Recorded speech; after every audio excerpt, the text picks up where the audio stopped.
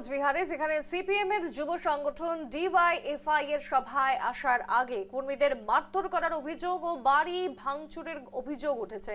গাড়ির চালককে মারধর করে তার জামা ছিঁড়ে দেওয়া হয় বলে অভিযোগ। আরও অভিযোগ, গাড়িতে থাকা কর্মীদের টেনে বের করে তাদের মারধর করা হয়েছে। দলের পতাকা গাড়ির উপরে লাগানো ছিল, তা ছিঁড়ে ফেলা হয়েছে। দিনহাটা থেকে কোচবিহারে আসার পথে এই ঘটনাটি ঘটেছে বলে সংগঠনের পক্ষ থেকে অভিযোগ করা হয়। কোচবিহার পঞ্চানন হলে রবিবার ছিল যুব শক্তির প্রতিষ্ঠা দিবস এবং সেই উপলক্ষে একটি আলোচনা সভা সেখানে হয়। সেই আলোচনা সভাতে উপস্থিত হতে জেলা নানা প্রান্ত থেকে আসছিলেন কর্মীরা। অভিযোগ, দিনহাটা থেকে একটি পিকআপ ভ্যানে চেপে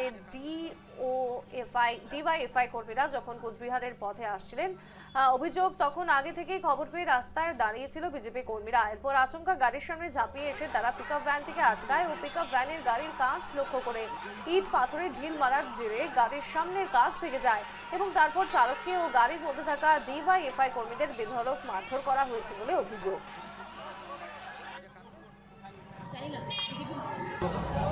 আমরা আমাদের যে যুব শক্তির প্রতিষ্ঠা দিবস উপলক্ষে পঞ্চানন হলে কর্মসূচি আছে, আলোচনা সভা। সেখানে আসবার জন্য দিনহাটার থেকে যখন রওনা হই গুগুমারিতে আমাদের চলন্ত গাড়িতে, ওখানে যে বিজেপির পার্টি অফিস আছে সেখানে দুষ্কৃতীরা তারা জমায়েত হয়েছিল। রানিং গাড়িতে তারা প্রথমে ভাঙচুর করে, গাড়িটা অটোমেটিক উপরে যখন উঠছে ব্রিজের দিকে স্লো হয়ে যায়, সেই সময় তারা ভাঙচুর করে ঢিল দেয় এবং আমাদের যারা কমরেড ছিল তাদেরকে ওই চলন্ত গাড়িতেই দিয়ে আপনার যে জানলাগুলো আছে সেই জানলাগুলো দিয়ে তারা হাত বাড়িয়ে দেয়। সেখান থেকে ভাঙচুর করে বুকে মারে, নাকে মেরেছে আমাদের একজন কমরেডকে।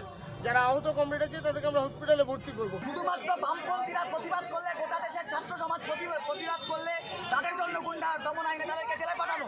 আর যারা গুন্ডামি করলো, গণতান্ত্রিক অধিকার যে কোনো প্রোগ্রাম করা, গণতান্ত্রিক যে কোনো কর্মসূচি করা, সেই প্রোগ্রামকে যারা আটকাতে চাইলো তাদেরকে গ্রেপ্তার করতে হবে। এটা ডিওয়াইএফআই দাবি। প্রোগ্রাম আটকাতে গেছিল, প্রতিরোধ হয়েছে, পুলিশকে অবিলম্বে এই গুন্ডা বাহিনীকে গ্রেপ্তার করতে হবে। যদি মনে করে যে এভাবে আক্রমণ করে ডিওয়াইএফআইকে আটকানো যাবে না, আটকানো যাবে, তাহলে ভুল করছে।